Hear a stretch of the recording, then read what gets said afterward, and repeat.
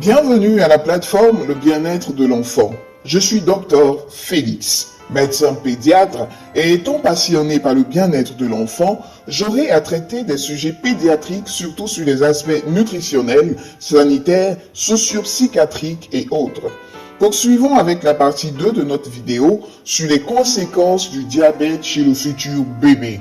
Dans cette partie, notre attention sera portée sur les mécanismes physiopathologiques des principales complications dues à un diabète.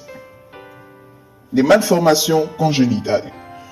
Les nouveau-nés issus de grossesse avec diabète prégestationnel ont une augmentation de risque de malformation cardiaque. Il s'agit entre autres de transposition des gros vaisseaux, communication intraventriculaire, coarctation de l'aorte, le syndrome de régression caudale, l'anomalie du système nerveux, entre autres, anomalie de fermeture du tube neural, anencéphalie.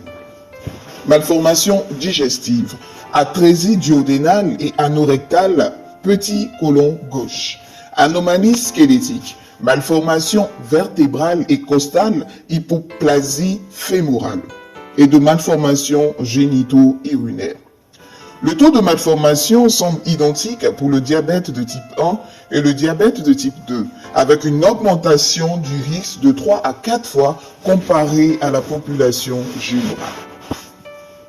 Les données recueillies à partir de la littérature montrent que le risque de malformation est d'autant plus élevé que le DG soit diagnostiqué tôt pendant la grossesse, que l'hyperglycémie maternelle soit importante et que l'indice de masse corporelle avant la grossesse soit élevé. L'hyperglycémie maternelle aboutit à une perturbation du métabolisme glucidique de l'embryon en développement avec l'altération de différentes voies métaboliques comme la voie des polyols, le métabolisme de l'acide arachidonique et des prostaglandines, l'excès de production d'espèces réactives et de l'oxygène qui entraîne un stress oxydatif. La macrosomie. La plupart des études obstétricales considèrent comme définition de la macrosomie le seuil de 4000 g ou de 4500 g.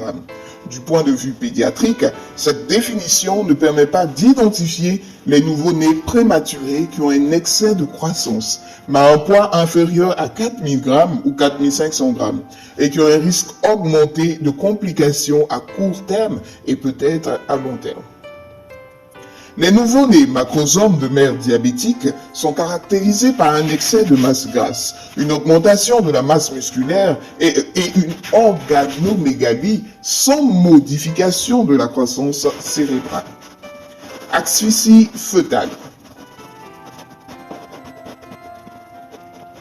Plusieurs études rapportent sur des dosages au 3e trimestre de la grossesse ou au sang de cordon une acidose et une augmentation de l'acide lactique chez les fœtus de mère diabétique, même en cas de diabète gestationnel. Le degré d'acidose a été corrélé d'une part avec le taux d'hémoglobine maternelle et d'autre part avec le taux d'insuline fœtale. L'hyperglycémie et l'hyperinsulinisme du fœtus entraînent une augmentation de sa consommation en oxygène associée à une diminution du contenu en excès de l'artère ombilicale, comme cela a été montré chez le fœtus d'agneau. L'un des mécanismes évoqués est l'augmentation de l'anabolisme fœtal qui accroît la demande en oxygène et entraîne une hypoxie relative.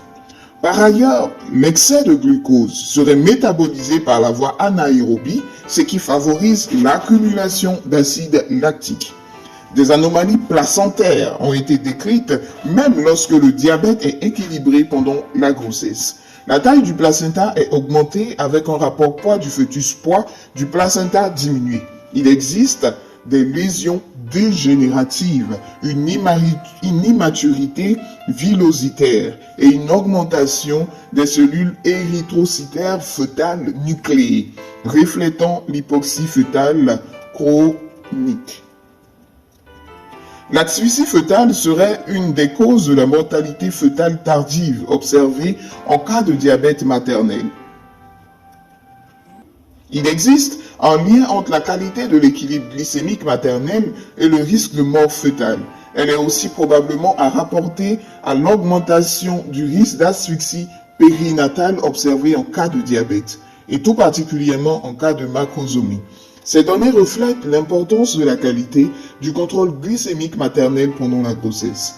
Le reflet de l'hypoxie maternelle est aussi l'augmentation de l'érythropoïétine fœtale et la polyglobulie secondaire souvent observée chez le nouveau-né de mère diabétique. Merci pour votre attention et à très bientôt pour la troisième partie.